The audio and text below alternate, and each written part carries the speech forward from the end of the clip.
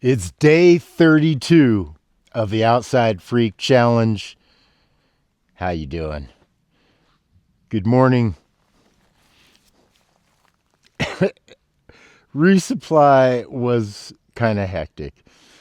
Uh, I'll go into that a little later. First, I want to rejoice in the bags. I bought these bags years ago. These are Western Mountaineering bag, 850 fill down. Each bag is slightly over 1 pound. My synthetic bag that I kind of replaced these with for a little bit is 3 pounds. Two of these bags is still a pound less than the synthetic bag that I had. And I really felt safe in the synthetic bag, but now that I have a tent that doesn't leak, I feel comfortable using the Western Mountaineering bags once again. And the nice thing about this is in the summer, I carry two if I'm hiking, because if I sweat, a lot of times I need to switch them out in the middle of the night because I sleep pretty hot. Or when it's really cold, I use one as a mummy bag and one as a quilt over the mummy bag. So, yeah, these are great. Um, so, getting back, well, it all starts in the beginning. When we leave here, you got to leave here super early, right? Before the sun rises, even. And not before the stores open or anything like that, but you got to get into town right at 6 or 7 a.m. We didn't get out of here until maybe 10, and it doesn't seem like a big deal, but it's a huge deal for me and my way of life. So, yeah, we didn't get back here until nightfall, which means pretty much you're not going to hike out, and especially it's dark out. We've got a fresh moon starting, but yeah, it's not very light out. We don't have a full moon, so that means you got to camp near the trailhead, which is usually near a road. And I've got all this gear here, and oh, what a nightmare. So anyway, I finally got everything packed up, and as you can see, I have to now move all of this stuff to base camp. So that's the chore, the big chore of the day. It really makes me. Oh, and by the way, I want to thank some of you out there for the comments. One of the comments was to make a preview of, like, maybe a monthly preview. I think that's a great idea. I have so much stuff that having the computer is just a little too stressful right now, or even my tablet, which is what I edit with. Having those things right now is way too stressful. So I may have to hold off on that until I can combine it into the gear set, Yeah, this is a lot of gear. It's a lot of gear. Look, even with a trailer and the E-Moto, this is still a lot of gear. It's like 2 or 3 trailer loads. One trailer load, one half of that trailer load is food and water, and the other stuff is like propane and gear they've switched out and everything. Yeah, the Jackery, the good old Jackery. My most popular video on YouTube is my review, I believe, on the Jackery.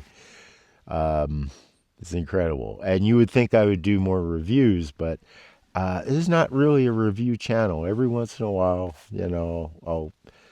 I'll do a review. Often I'm asked to take the review down because it's too critical, and yeah, I usually will.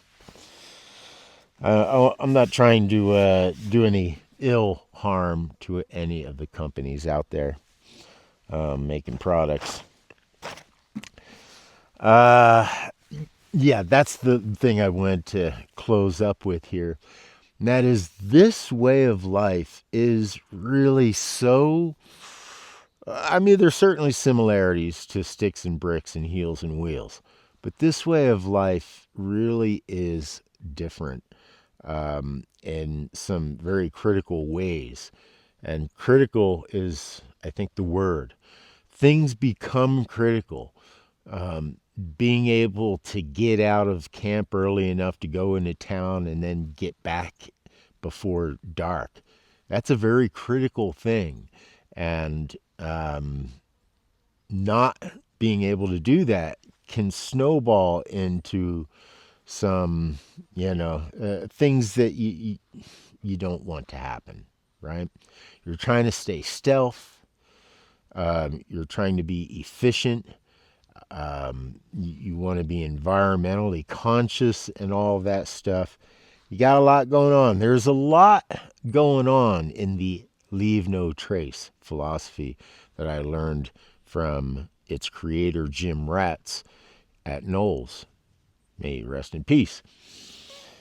Yeah,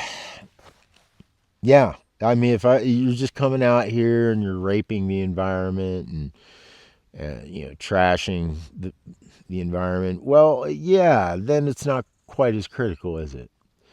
But if you're trying to be mindful, well, not trying to be, if you are being mindful, then this way of life becomes, things become very critical. Paying attention to your gear. I had a massive function on my pants. The seat ripped, and just a huge rip. I was able to use all the fabric tape that I had and tape it together until I found these. These are dang near the same thing, but they're not Pranas. They're just something from Big Five Sporting Goods or something, and they're like $29. So big score. Gusseted crotch. That's always what I'm looking for, is a gusseted crotch, because you gotta, you need that room down there. Otherwise, your pants will just, your pants are gonna rip in the crotch. Mine just ripped in the rear, and the fabric just got really thin from sitting and abrasion and whatnot. So I still love the Pranas, but I don't have the money to be buying a new pair of Pranas right now. So hot dang, score. All right. Yes, boy, I could go on and on, but then it will take forever and ever to upload. So we'll stop here, and I will see you tomorrow. Today is day 32. Day 32 of the Outside Freak Challenge. Have you spent any amount of time out in the wilderness? And if you have, let me know down in the comments below. And how long do you think I could stay out here in the wilderness? That's the challenge.